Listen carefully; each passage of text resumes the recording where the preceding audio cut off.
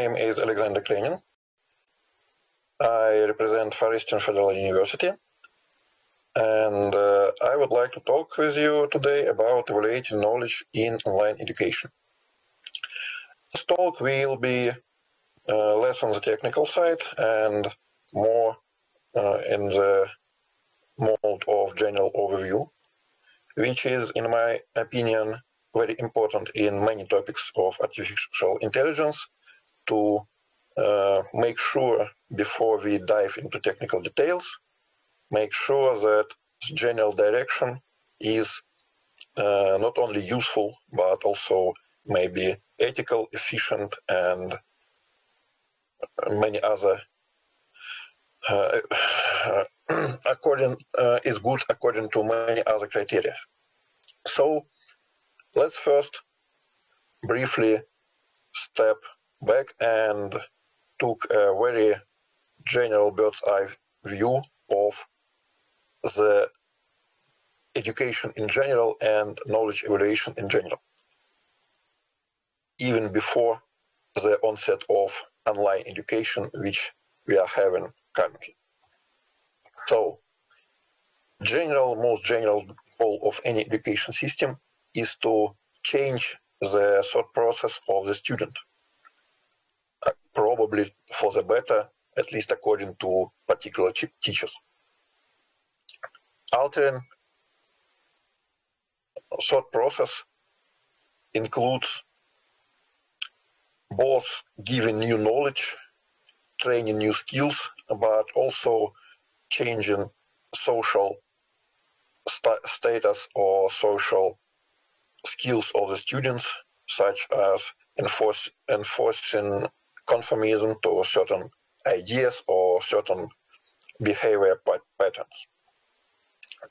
The general mission of education, at least the good side of the educational mission, is to improve productivity of a citizen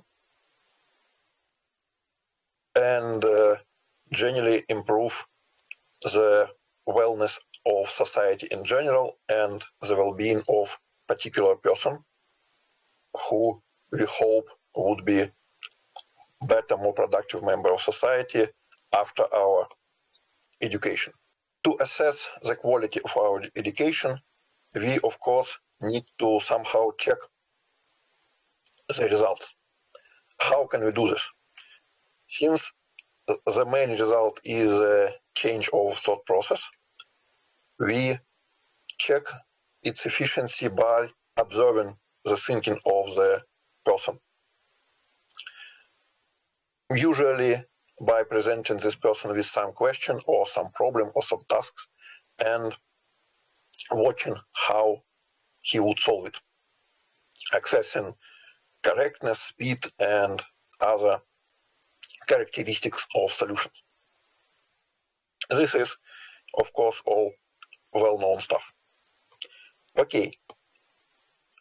During the whole history of education and of knowledge evaluation, there was an important fundamental dilemma of how to check on, or rather how to weight two different sources of knowledge which student can use in solving problems. First source is internal knowledge or self-reliance, internal resources of the person, which hopefully he acquired during our education course. And second is external resources. In modern day, it's mostly online internet resources, but it could also be books, it could also be works of his classmates, and so on. On the other hand, in the most classical sense, using external resources were generally forbidden and considered cheating. Why is this so? Well, since we try to check if the students learn to think in some new different way, then by using not his own thinking during evaluation, the student, well, we failed to achieve this goal. So education failed and we should fail the student.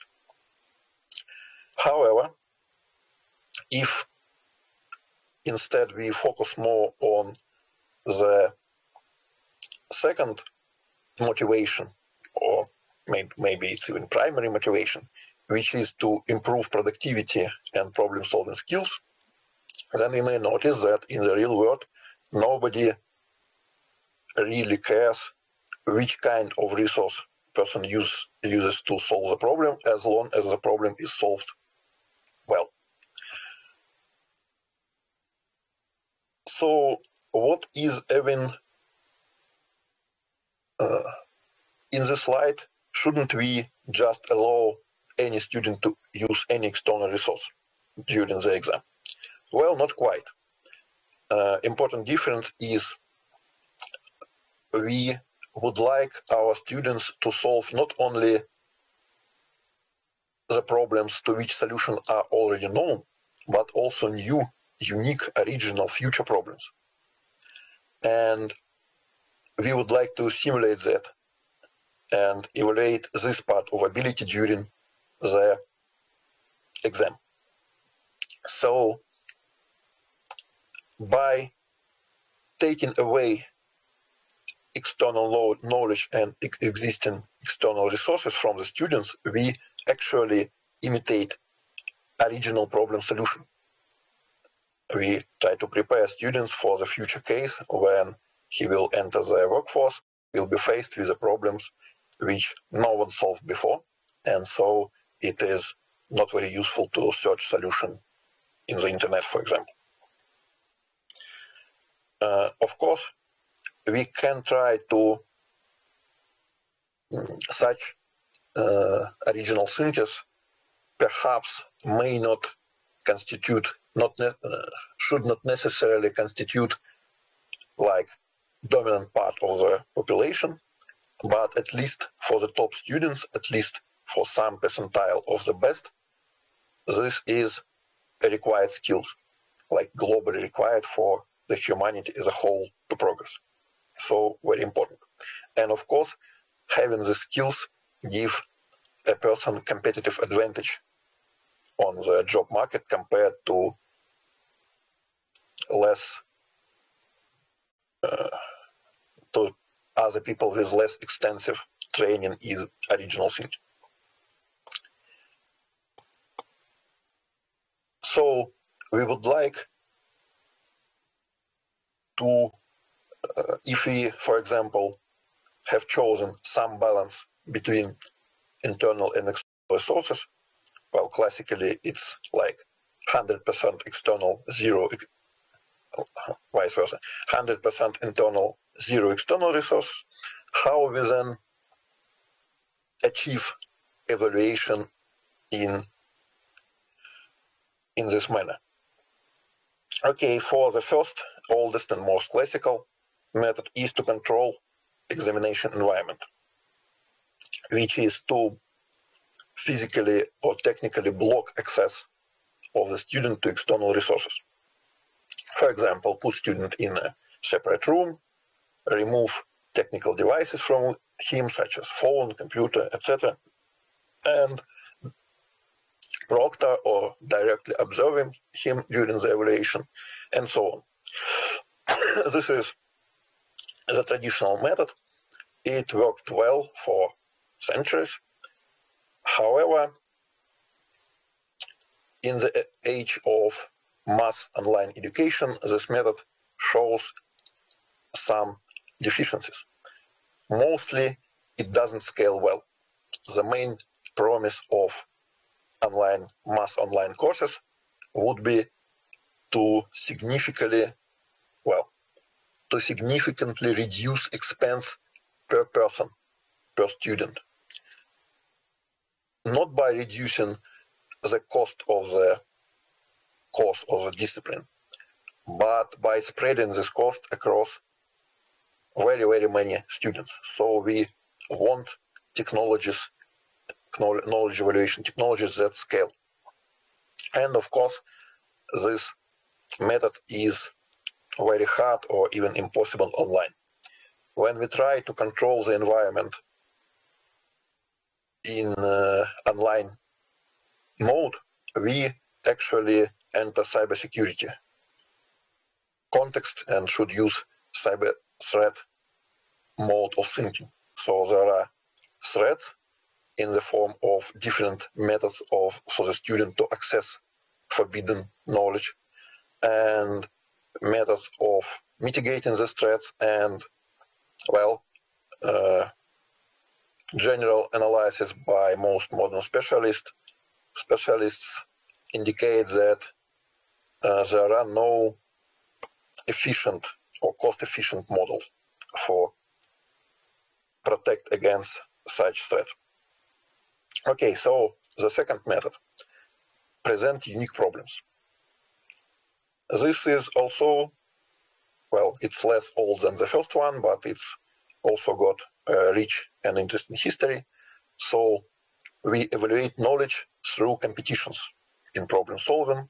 This is Olympiads of many kinds, hackathons, for example, like just now there are some events like, well, my area is programming and coding and data science, so in this area there are such things as RuCode festivals, World AI Data Challenge, Data Master Through, and many, many others. The main idea is to think of new, completely unique problems for each evaluation. By giving students original problems, we do not need to imitate originality, which is the reason for forbidding external resources. So the whole dilemma goes away, and this is actually a very good, reliable, and objective method of evaluating knowledge. However, and it is very scalable in space, because we can easily use like 100 or 1,000 or 10,000 students in the same event like hackathon or Olympiad. However, this method doesn't scale in time, because the generation of such complex problem is very expensive and requires very high expertise from problem setters. So while definite improvement, this is not the ultimate solution. And the solution which I would like to present as the most promising currently is automated problem generation. So if we want to present every student with unique problem for accessing his knowledge, why not try to write the program which generates such problems? If done, this would be, of course, very good, because it would be fully scalable both in time and in space. It would be even more like the level of uniqueness would be even improved compared to competition, because we would present a problem to every participant as opposed to a single unique problem for every participant in specific event or exam. It could be made adaptive, because generation algorithm could use knowledge about particular students, his particular strong and weak sides, to generate problem for him. However, this in a generic setting, this sounds like a hard AI problem, like more or less equal to the general artificial intelligence. Well, can something be done practically in this area? Well, it seems that yes, it can. The key is not to try to build like universal system which generates problems for every subject area, but to concentrate on specific narrow areas, specific subtasks and skills.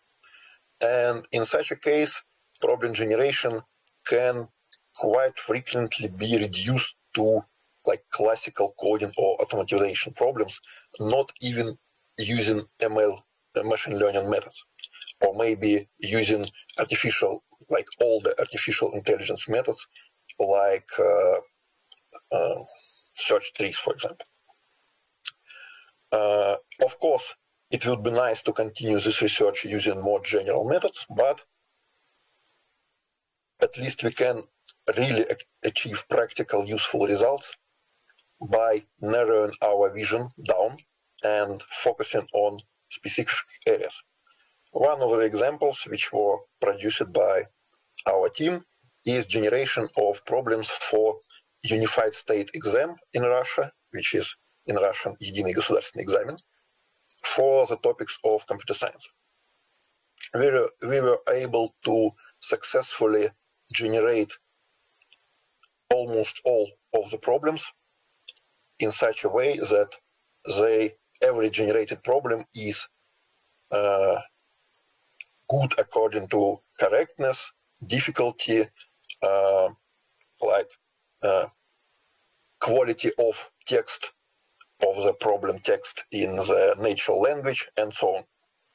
And this resource was successfully used for online preparation of school pupil. This is an exam for school children. And the level of automation in this specific course was very high. In other words, the need for live human teachers was significantly reduced, even further, as compared to like classical models of mixing online mass lectures with individual consultations in practice. So, of course, there are technical details, but this talk is very short, so I'm finishing it on the general idea that if you would like to know more, to talk about details, or maybe to join the project, you can contact me. My data is on this page. Thank you. Alexander, thank you very much. If you allow me, I will be asking questions in Russian because we have simultaneous translation. I have a quick question about AI use in the rural area education. Will AI be used to make sure that school children will be getting access to knowledge in far distant rural areas where access to knowledge and libraries, for instance, is quite limited? So I will also answer you in Russian, of course, to avoid any mismatches in languages. Actually, it's the internet, not the AI, that provides access to knowledge to the children in far distant rural areas. Once an internet provider has reached a certain destination, a village or something, it doesn't really matter whether it's a village, a town, or a city. If it's an online course, the physical surroundings do not value much. So there is nothing to do with the artificial intelligence. You just need to put wires and provide an internet connection there. But if we develop this idea about the use of the artificial intelligence in education, assume everything is fine with the internet, when can we expect, like 5, 7, 10 years time, when students be sitting in front of the monitor, not just like now, during the course of the pandemic, be talking to their school teacher, but will it be happening universally when they will be getting grades and having lessons? Of course, it's already happening. It's the matter of quantity. Of course, there are such online courses without the support of teachers or tutors. I think like 10 years ago, it was quite hyped. Back in the day, everyone was thinking, okay, we just need to close our schools and universities, and we all go online. Actually, it did not quite happen. First and foremost, because we didn't have any knowledge verification technology available. The knowledge delivery technology was available and it works. You only just need internet connection for that. But the knowledge delivery is just 1/4 of the education process. And the main education process is the development of skills and absorption of knowledge. For that, the technology was not available. It's only just springing up these days. So that IT knowledge is, of course, automated now, and in programming part, everything is good, but with the generation of knowledge part, everything is not so good.